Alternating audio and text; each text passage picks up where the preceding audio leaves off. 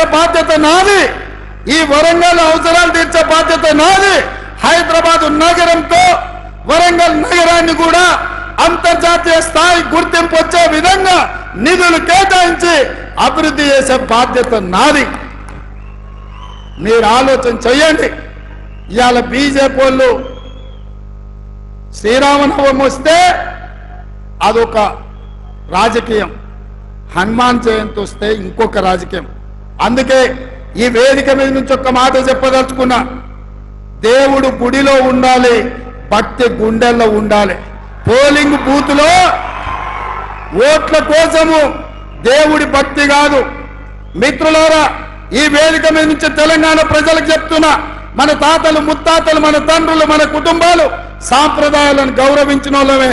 అందుకే దేవుడిని గుడిలో పెట్టినాం, భక్తిని గుండెల్లో పెట్టుకొని ఈ రోజు పూజలు చేసినాం. అందుకే మిత్రులారా, దేవుడి పేరు మీద చిచ్చు పెట్టి ఓట్లు కొల్లగొట్టాలనేటోళ్లకు గుణపాఠం చెప్పాలి. అప్పుడే మన ప్రాంతం యొక్క చైతన్యం ప్రజలకు చేరుతుందని చెప్పి నేను సవినయంగా మీకందరికీ విజ్ఞప్తి చేస్తున్న మిత్రులారా.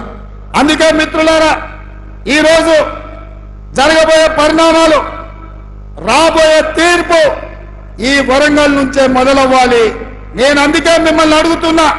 నిన్నగాక మొన్న హరీష్ రావు గారు ఒక మాట అన్నాడు, రైతు రుణమాఫీ చెయ్యి, రైతు రుణమాఫీ చేస్తే రాజీనామా చేస్తా అన్నాడు. నేను ఈ వేదిక మీద నుంచి మాట ఇస్తున్నా, రామప్ప దేవాలయం శివుడి సాక్షిగా, సమ్మక్క సారలమ్మ సాక్షిగా, 1000 స్తంభాల గుడి సాక్షిగా, అక్కడి సూర్యుడు ఇక్కడ ఉదయించిన, భూమి ఆకాశం తిరగబడ్డా, తుఫానులు వచ్చినా, భూకంపం వచ్చినా, భూమి బద్దలైనా, నేను మాట ఇస్తున్నా, 15 ఆగస్టు లోపల తెలంగాణ రైతాంగానికి 15 ఆగస్టు లోపల తెలంగాణ రైతాంగానికి 2 లక్షల రూపాయల రుణమాఫీ చేసి తీరుతా. హరీష్ రావు అన్నావు కదా సిద్దిపేటకు రాజీనామా చేస్తా అని, రాజీనామా పత్రం జేబులో పెట్టుకో. 15 ఆగస్టు నాడు నీతోని మాట్లాడతా బిడ్డ, మాట మీద ఉండాలి. నీ మామలాక మాట ఇచ్చి మాట తప్పి దళితుని ముఖ్యమంత్రి చేస్తా, లేకపోతే తలకాయ నరుకుంటాని తలకాయ లేని మాటలు మాట్లాడతాం అనుకుంటున్నావేమో.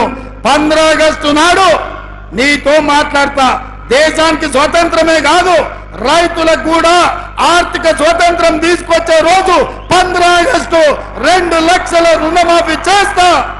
ఆయనలో నీతో మాట్లాడతా. ఇవాళ ఆశామాసిగా సవాళ్లు స్వీకరించిన సిద్దిపేట చెప్పుడు కాదు, జేబుల రాజీనామా పత్రం పెట్టుకో. ఇక ఆయన సొక్కడైనోడు ఆయనలో 100 రూపాయలు పెట్టి పెట్రోల్ తెచ్చుకున్నాడు, 10 పైసలు అగ్గిపెట్టి దొరకలే.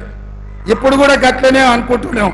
మా వాళ్ళందరూ సిద్ధంగుని పెట్ట తలావు అగ్గిపెట్టి కొనుక్కొని నీ సంగతి చెప్పడానికి. నువ్వు ఏదో తెలంగాణ సమాజాన్ని ఎడ్డిదో గుడ్డిదో మాటలతో మోసం చేయొచ్చు అనుకుంటున్నాం. అవన్నీ ఏం కుదరవు. 15 ఆగస్టు నాడు నీ ఆఖరి శాసనసభ సభ్యత్వం రైతు రుణమాఫీ చేసి నీ సంగతి తెలుస్తా అని తెలియజేస్తూ మీ అందరి దగ్గర సెలవు తీసుకుంటున్నా.